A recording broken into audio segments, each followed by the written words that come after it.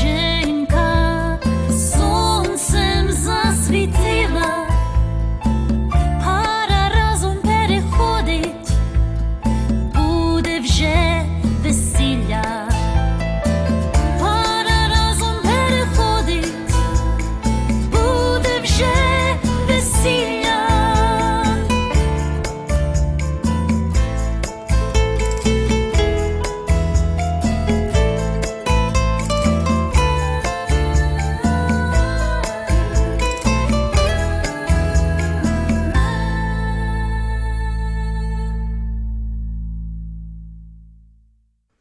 And from the most recent addition to the Nash Holos Music Library, that was Adriana with a song from her brand new CD, Songs from Home, and that was called Zabuta Dorijenka, Forgotten Road, a song about a young girl who meets a charming soldier who promises to return and marry her, and the question is, will he return? Adriana from her CD, Pisni z domu, Songs from Home, and Zabuta Doroženka, Forgotten Road. Добрий день, шановні радіослухачі, та вітаю вас всіх на радіопередачу «Наш голос» радіо українського коріння, яка подається вам сьогодні, так як і кожній середи з 11 до 13 години на радіостанції CHLY 101.7 FM у місті Nanaimo. При мікрофоні цю годину є Павліна, а наступну годину буде з вами Оксана. Дякую, що рішили перебути з нами наступних 2 годин. Ми маємо дуже цікаві новини на сьогоднішній програмі і чудову українську музику. Hello there and welcome to Nash Holos Ukrainian Roots Radio, coming to you from CHLY 101. Hello there and welcome to Nash Holos Ukrainian Roots Radio, coming to you on CHLY 101.7 FM in Nanaimo. I'm Paula Demchik-McCory, Pokrinske Pavlina, and I'll be your host for this first hour. Oksana will be here at 12 noon to host the show in Ukrainian. We've got a great program lined up for you in this hour, a Ukrainian recipe, a Ukrainian Christmas recipe actually, and it's one of 12 we'll be sharing from the Nash Holos audio archives this Christmas season through to January 5th. We've also got Ukrainian Jewish heritage and an interview with Alison Zivin of the Felstein Society and Karen Gershon of Project Kesher, both in New York City, and we'll be speaking about the work they're doing together in Ukraine. As well, we've also got our usual proverb of the week, other items of interest, and great Ukrainian music.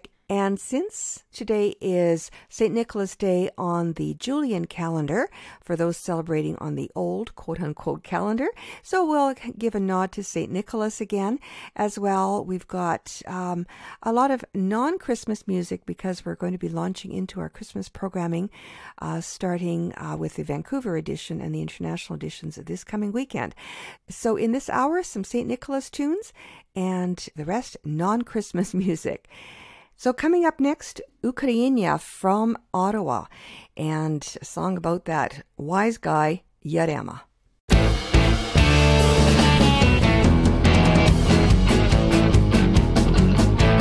Оце я родився літом на зорі, мудрі були люди, родичі мої, куми в нас кликали, церкву одвели, і ім'я Ярема мені надали.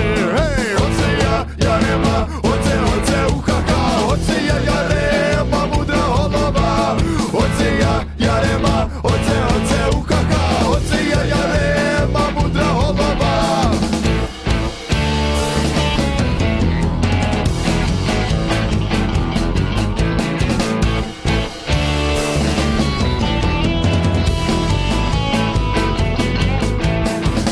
Підростати, до школи ходити, став мені учитель так і говорити. Ой тобі, Яремо, мудра голова, одна біда тільки олію нема.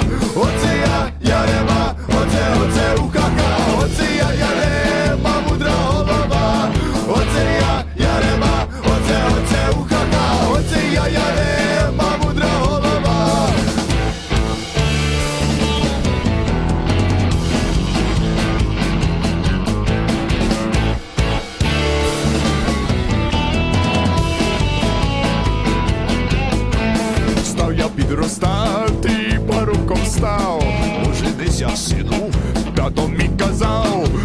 собі жінку, як міць калачем. За 2 тижні тікла вона з паничем. Оце я Ярема, оце ухака. Оце я Ярема, мудра голова. Оце я Ярема, оце ухака. Оце я Ярема, мудра голова.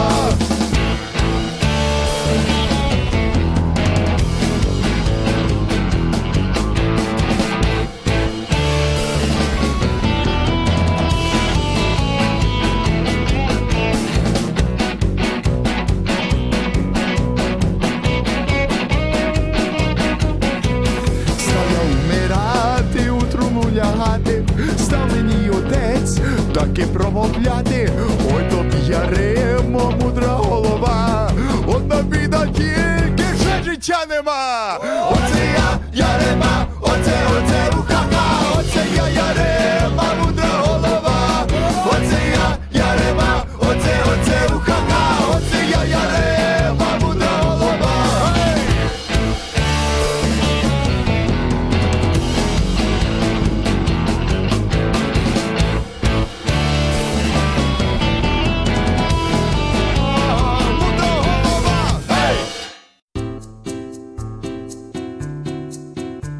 Up next, from the Nash Holos audio archives, Ukrainian food flair.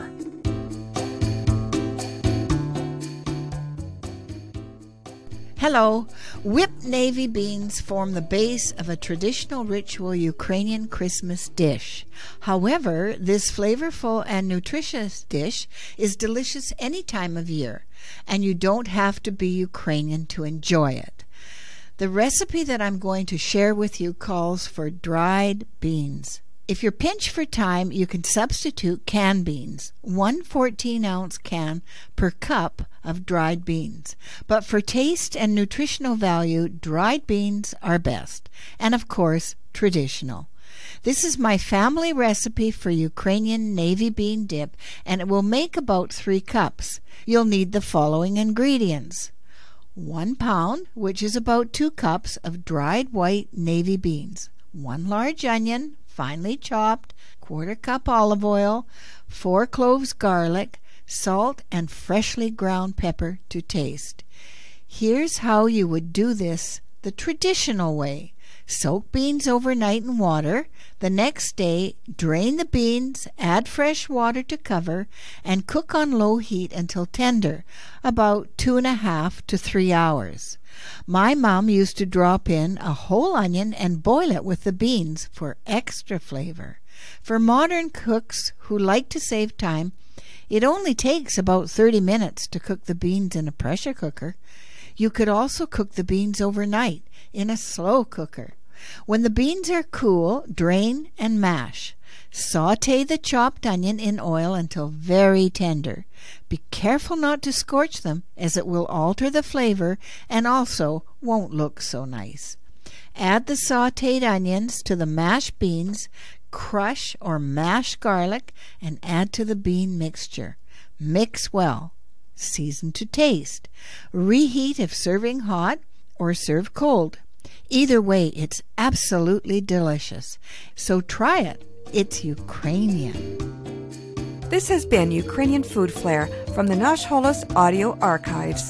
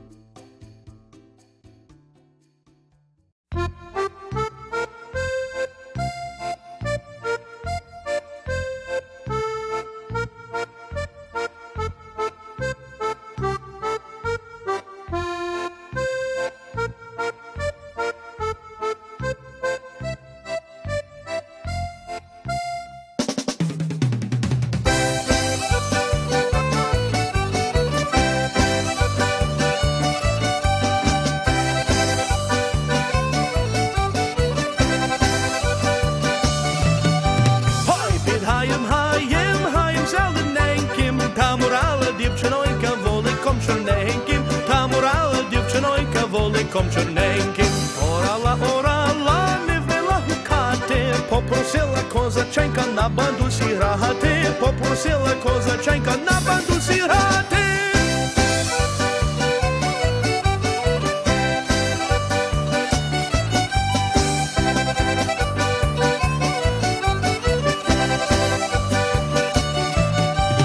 Козаченько грає, бровами моргає, враже його мати знає, на що він моргає, враже його мати знає, на що він моргає.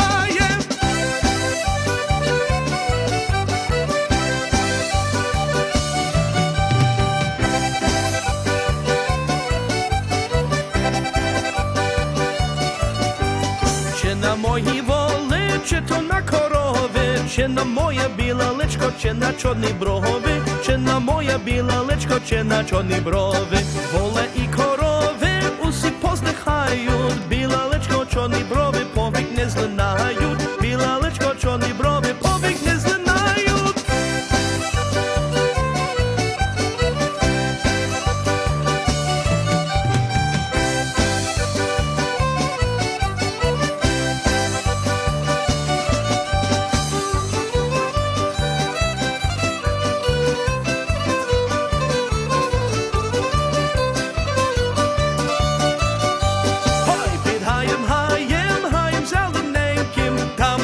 Дівчинонька воликом чорненьким, там урала дівчинонька воликом чорненьким.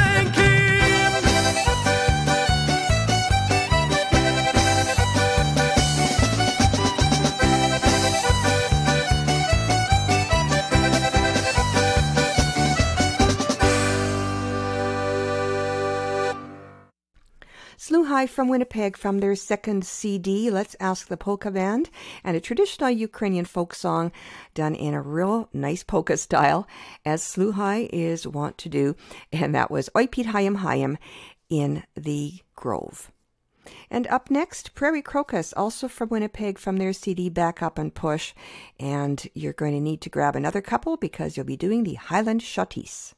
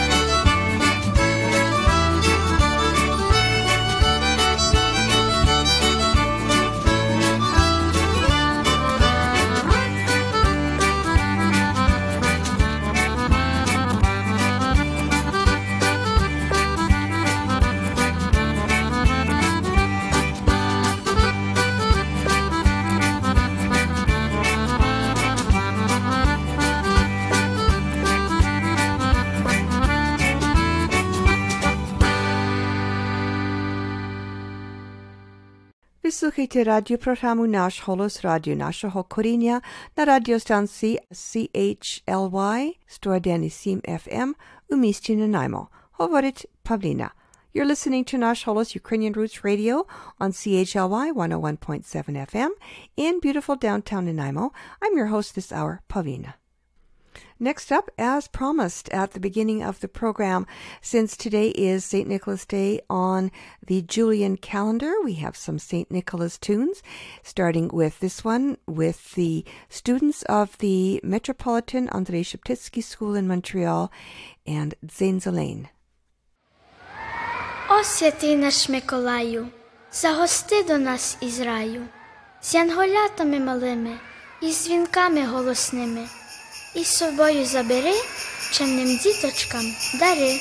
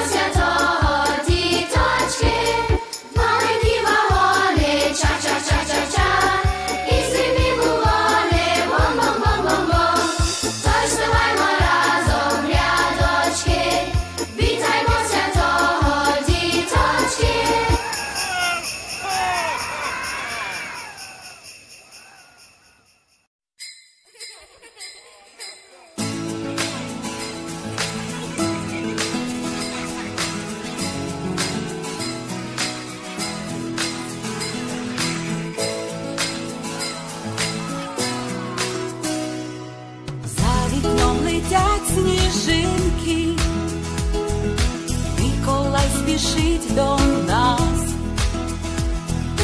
прикрашаємо ялинки, настає різдвяний час, коли мрії оживають, коли в казку вірять всі. Вогники яскраво сяють, закликають кожний дім. Святий, святий Миколай, ти до нас прийди, прийди. Святий, святий Миколай, подарунки принеси. Святий, святий Миколай, ти до нас прийди, прийди. Святий, святий Миколай, подарунки принеси.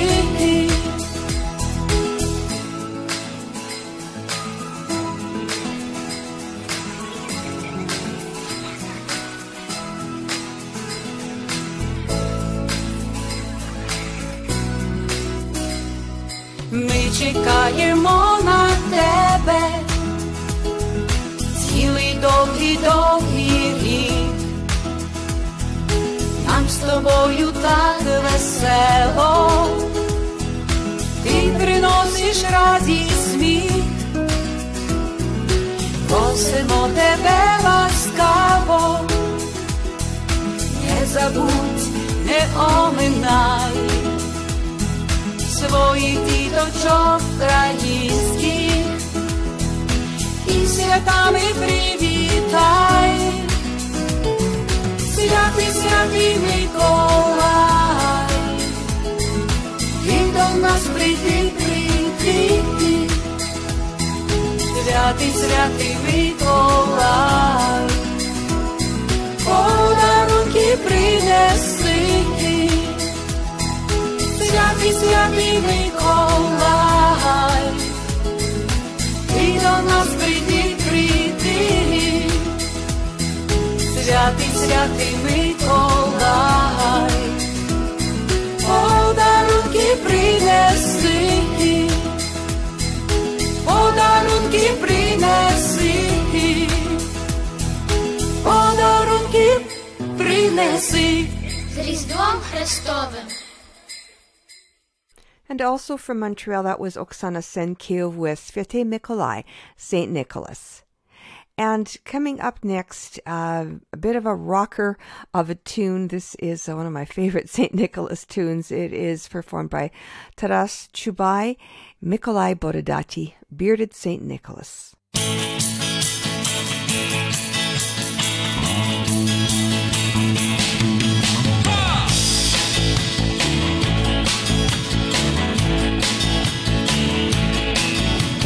Дивитись на зиму через шкло, кльово так, самому в хаті, скоро Різдво, і Миколай бородатий.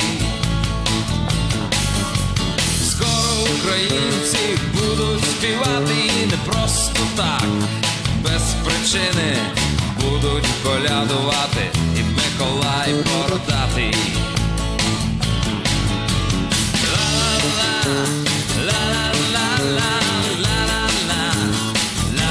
Ла-ла-ла, будуть колядувати, і Миколай бородатий.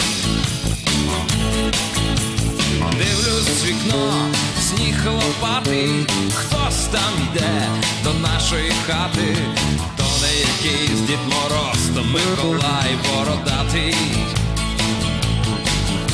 Мені принесе він нову гітару, до вас прийде також незабаром святий Миколай, Миколай бородатий. Ла-ла-ла, ла-ла-ла-ла, ла-ла-ла, ла-ла-ла-ла, святий Миколай, Миколай бородатий.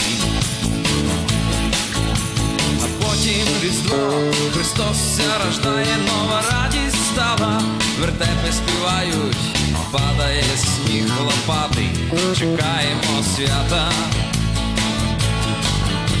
Шинки, ковбаси і оселедці, пампушки і вушка, кутя й прецлі, будем колядувати, і Миколай бородатий.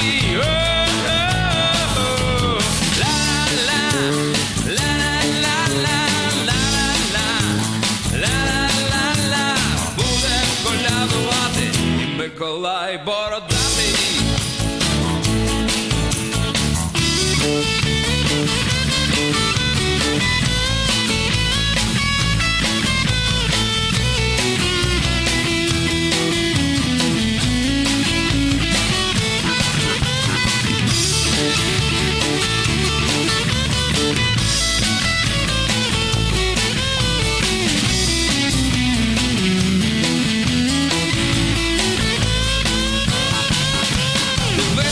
На зиму через шкло, кльово так, самому в хаті, скоро Різдво, і Миколай бородатий. Скоро Різдво, і Миколай бородатий. Скоро Різдво, і Миколай бородатий.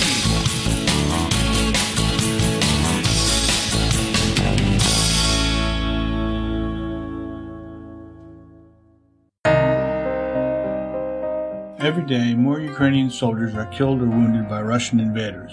You can help wounded heroes by joining the Adopt a Soldier program of registered charity Ukraine War Amps. A small monthly donation goes very far for medical services and living expenses and creates a special bond between you and a wounded hero. 100% of your contribution goes to the soldier. Please, adopt a soldier today. Visit ukrainewaramps.ca or find us on Facebook.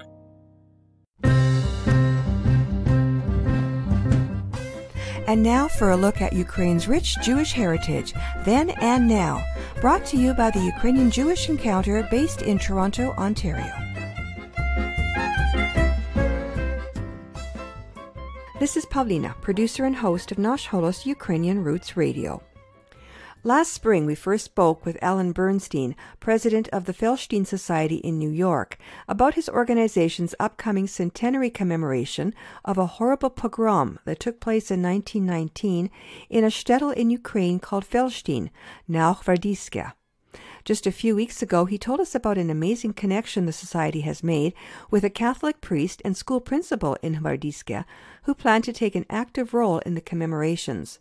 The Felstein Society's commemorations will be taking place in the spring of 2019, and we will hear from them again closer to the time.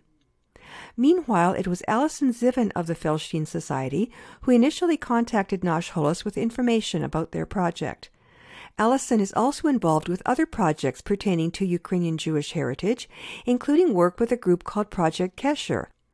Project Kesher focuses on helping Jewish women in Ukraine and other parts of the former Soviet Union and Eastern Europe to regain their Jewish identity in a post-Soviet and post-Holocaust environment. Karen Gershon is executive director of Project Kesher, also headquartered in New York. Recently, both of these amazing women kindly took time out of their busy schedules to speak with us on Skype about their work. So let's start first with Alison and the Felstein Society's connection with Project Kesher. How did you two get connected up? So one of the projects that the Felstein Society has been working on is to figure out a way to educate people about the nearly 200,000 victims of pogroms that took place across Ukraine and Belarus following the Russian Revolution. And it's obviously a huge genocide. It was what many scholars say was the seeding that enabled the Holocaust to happen, and yet it's a footnote in the Jewish history books. And with that background, we've been reaching out to rabbis at synagogues and JCCs and other organizations around the U.S. and around the world to ask them to plan commemorative events. And that's been great, but a little bit slow going because it's really a labor-intensive effort to have conversations with each individual rabbi. And then I came up with the idea that there were nonprofit organizations that ran many different groups, such as Project Kesher, across what was the former Soviet Union, and thought, oh, wow, they would have outreach to many different people that could help spread this message and educate people. And I reached out to Karen at Project Kesher, and she was very enthusiastic about the idea. So what is it that's different that you're doing then with Project Kesher that's related to the pogrom commemoration? It's not really anything that's that different. It's just a way to both spread the word about the pogroms as well as to help educate people in the former Soviet Union about this era that was part of their Jewish heritage. And so I believe Karen is asking her group leaders over there to plan different types of commemorations, and it can be anything from reading a book about the pogroms and having a discussion about it, to showing a film, to asking people to bring in pictures of their ancestors and share stories that they've heard, to having a candlelight vigil or some other more prayer-based commemoration. Okay. When we spoke with Alan was explaining to me, as you just did, that it's pretty hard to get the word out to all these people. And JCCs, by the way, is Jewish Community Centers? Correct. Okay. So, of course, everybody's in North America, we're spread out, of course, and around the world. And in Ukraine, of course, the Jewish community is just rebuilding. And that is where Project Kesher comes in, I suppose. And Karen, maybe tell us a little bit about Project Kesher. You've got quite an extensive network that you've been building. So when did it start and what was the catalyst? So, in the late 1980s, when the Free Soviet Jewry movement was getting very strong, one of Project Kesher's founders, Sally Gratch, a social worker from Evanston, Illinois, went to Moscow on a walk from Moscow to then Leningrad. It was a peace march, and she discovered that many of the people in the Jewish community were not openly Jewish any longer, but that they were active in the peace movement. The following year, she convinced her husband, Alan Gratch, to take a Fulbright scholarship, and they moved together to Kiev, Ukraine, so that he could teach law while she went out to look to see if there were more Jews living throughout Ukraine who would be interested in rebuilding Jewish life. And that's when we really got started. It was in the early 90s. In 1994, Sally connected with so many Jewish women in the region that she kicked off the first international conference of Jewish women in Kiev, bringing together about 200 Jewish women from around the world to meet all the Jewish women who were starting to emerge in Ukraine. Things have changed so dramatically since that time. You know, when we started there, I think people really saw Jews as a separate part of the population. People were Ukrainian and then they were Jewish. Right. But today, particularly since the 2014 revolution, most Jews in the region would talk about themselves as Ukrainian Jews. And I think that one of the reasons why we're so interested in this project is that I think it's so important that all of Ukrainian society reconcile with a lot of the horrors that came before in Ukrainian life. There were the pogroms, there was Holodomor, and of course there was the Holocaust. And I think that citizens of Ukraine as a whole have to make peace with what came before so that they can transition to being a really vibrant democracy and a pluralist and inclusive society. So we are told to be given the opportunity to work with other organizations, both Jewish and non-Jewish, really to understand Ukraine's history so that they can move really effectively into their future. Yes, and I'm seeing that this is very much becoming a trend. I'm speaking with a lot of people, Ukrainians who are Jewish heritage or not Jewish heritage, and that's how they feel. They are Ukrainian, whether they're Jewish or Christian or Muslim or whatever, or nothing, you know, like no religion. They are Ukrainian first, so they're creating a kind of a cohesiveness. You're doing work not just in Ukraine, but you're doing work throughout other countries. Are you having the same sort of thing going on in the other countries you're involved in? Well, it is a particularly exciting time in Ukraine. I've been there twice in the last 4 months. And I would say that every time I go right now, it is so exhilarating because the entire country is moving towards a really vibrant democracy as fast as it can. And while there are certainly hurdles, you do see an incredible movement. You see more money starting to come through the system. You know, I was walking down the street one day and saw 20 new ambulances being prepared to go out into the territories, the different, oblasts. So it's a very, very exciting time in Ukraine. Belarus is interesting because due to the tensions between Ukraine and Russia, Belarus has had sanctions lifted. And they're sort of serving as, I guess, what they would call an honest broker in the region. And a lot of the different issues that are being resolved are being done so on Belarusian territory. And so for the first time in ages, there's actually money filtering into Belarus. And you can see the loosening of their economy and a loosening of many of their rights. People are more forthcoming than they used to be, a lot more conversation. I was in Moscow about 3 weeks ago.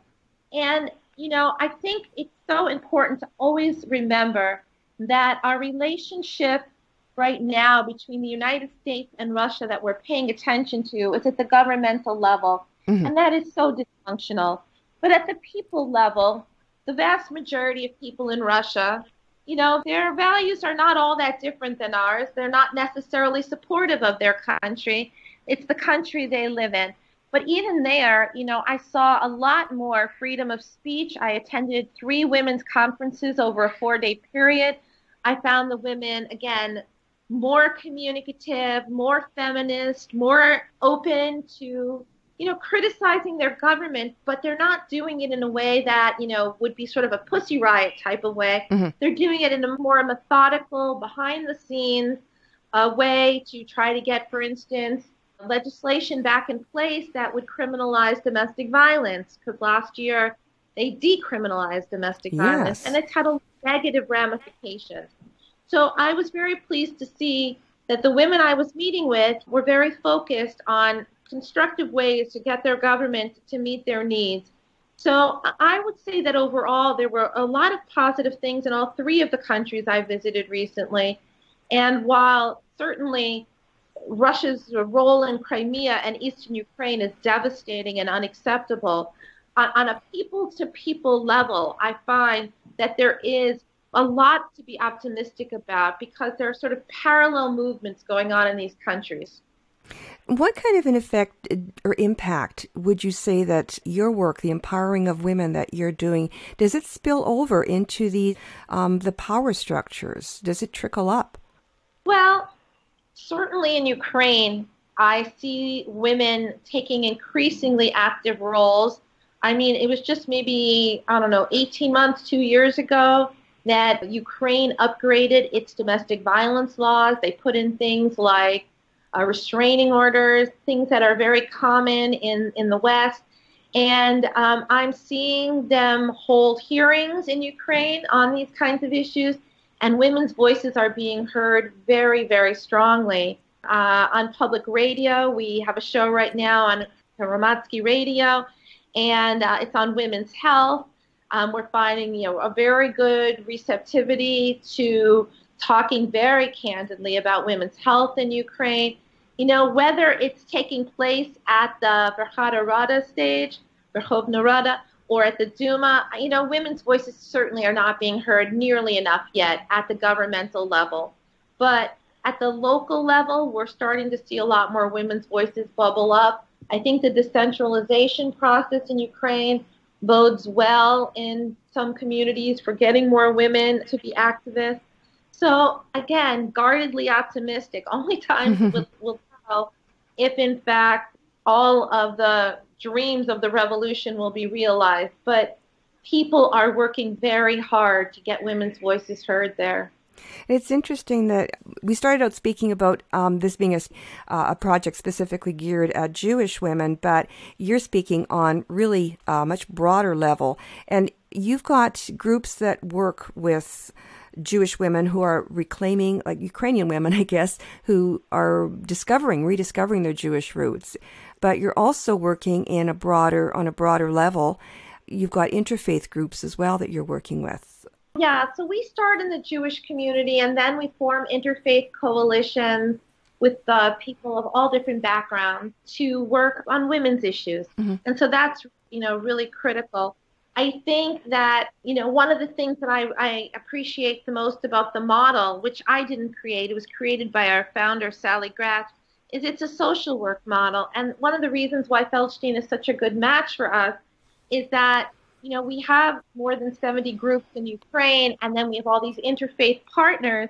And so we will be able to bring this program not only to our initial groups, but then to share it with our interfaith partners and really look at the ramifications for society as a whole to deal with its history.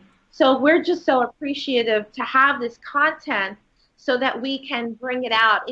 I think it's so much more effective when nonprofits can build on each other's work. And I think it is a particularly positive thing to be able to not just do it in the Jewish community, but then to bring it to the society as a whole.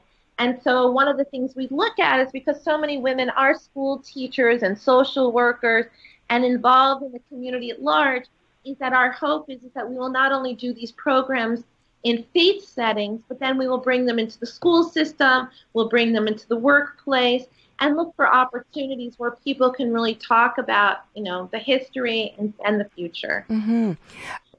What we will do with Allison and the Feldstein Society is create a variety of ways that people can observe in their community individually and in groups. And then we will offer them this platform. And at the most bare minimum, our hope is that there will be 200,000 candles lit in memory of the 200,000 who died. Mm-hmm. And we will ask people if they do this in their home, they'll photograph it, they'll upload it, and they'll see that there are people, not only throughout Ukraine, but throughout the entire region, and then globally, who care about this history and can recognize that the Holocaust was not the beginning of this tragedy. It was the natural continuation, and that we have to have a memory of the lead up to the ultimate Holocaust so that, again, we don't want to ever see it repeated in history.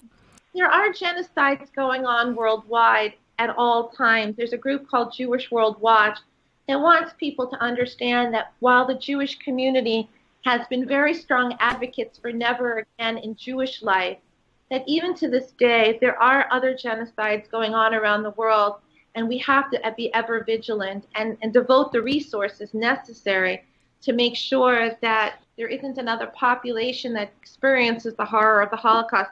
But we still are struggling with these issues. It's a lifetime work, and thank you so much for sharing your story, and good luck in all your endeavors, and hope to speak with you again in the near future, Karen. And you too, Allison. Oh, thank you so much, Paulina. I was speaking with Allison Ziven, who works with the Felstein Society in New York, and with Karen Gershon, Executive Director of Project Kesher. You can find out more about their organizations at their websites, felstein.org and projectkesher.org. This is Pavlina, producer and host of Nash Holos Ukrainian Roots Radio. Thanks so much for listening. Shalom. Ukrainian Jewish Heritage is brought to you by the Ukrainian Jewish Encounter based in Toronto, Ontario. To find out more about their work, visit their website and follow them on Facebook and Twitter.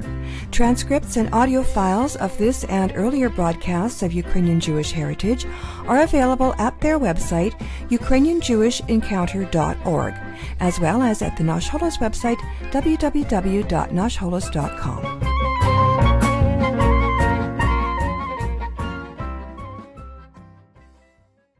Ви слухаєте радіопрограму «Наш голос» радіо нашого коріння на радіостанції CHLY 101.7 FM у місті Nanaimo. При мікрофоні цю годину є Павліна.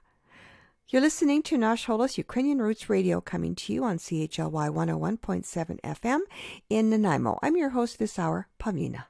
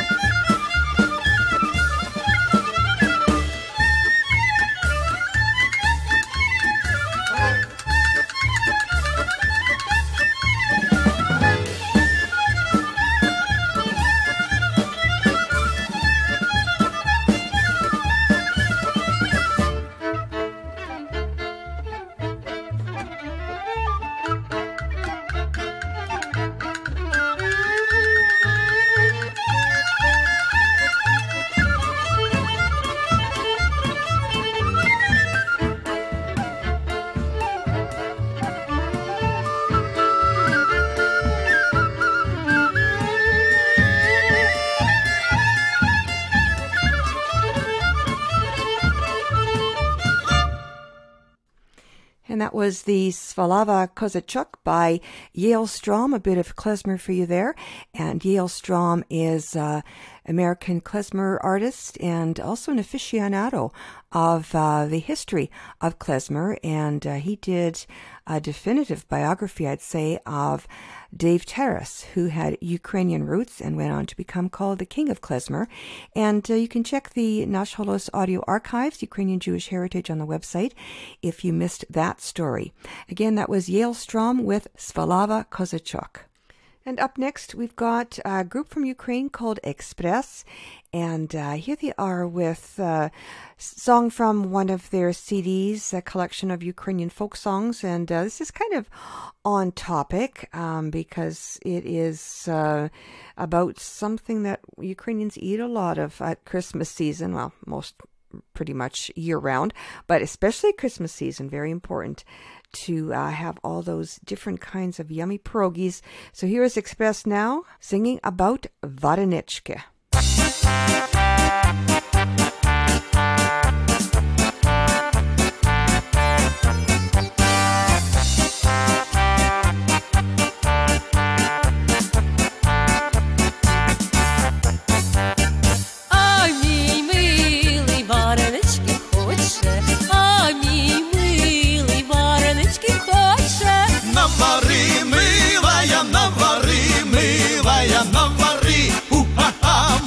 Чорнобривая, навари, милая,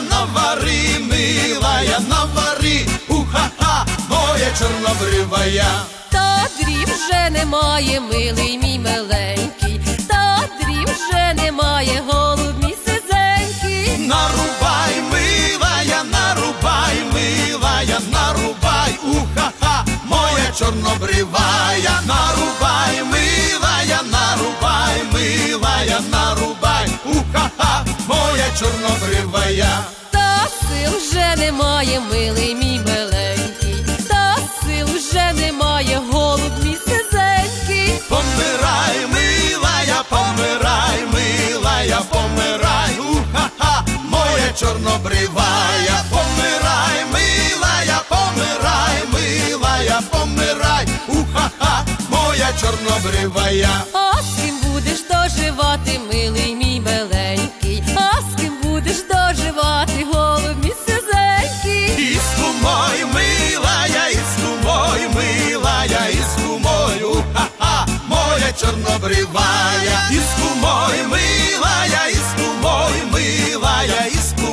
уха-ха, моя чорнобривая. Та пішли вже додому, милий мій миленький, вареничків наварю, голуб мій сизенький. Не палуй, милая, уха-ха, моя чорнобривая. Не палуй, милая, уха-ха, моя чорнобривая. Цю годину була з вами Павліна. Нагадую, ви слухаєте радіопрограму «Наш Холос», радіо нашого коріння. Залишайтеся з нами наступну годину. Далі передаю мікрофон Оксані. Запрошую послухати трохи про історію і традиції, розповість Оксана. Але перед тим я хочу залишити вас такими словами мудрості. Ту людину треба поважати, яка не боїться правду сказати. And our proverb of the week translates as, "He who is not afraid to speak the truth is worthy of respect." And that brings us to the end of the first hour of Nash Holos Ukrainian Roots Radio here on CHLY 101.7 FM in Nanaimo. Please stay with us as Oksana takes over the microphone to host the next hour. Meanwhile, please join me here again next Wednesday from 11 a.m. till 12 noon. And until then, do stay in touch with both Oksana and me via our Facebook page and Twitter. If you're able to catch the live transmission of the show, make sure to use the fantastic new media player at www.chly.ca. If you miss the live transmission of the show, you can always catch the podcast. There's a media player as well as a link to the Nash Holos podcast feed at our website, www.nashholos.com. We're also on Mixcloud along with the other fine programs here on CHLY 101.7 FM. So stay tuned next for the Nash Holos Ukrainian Hour with Oksana, followed by Wellness Wednesday to learn how to be healthy naturally. And at 2 p.m., join Gord Bibby for 2 hours of great oldies on Groovin' with Bibby G. I'm Pavlina. Thanks so much for listening. Do zустрічі.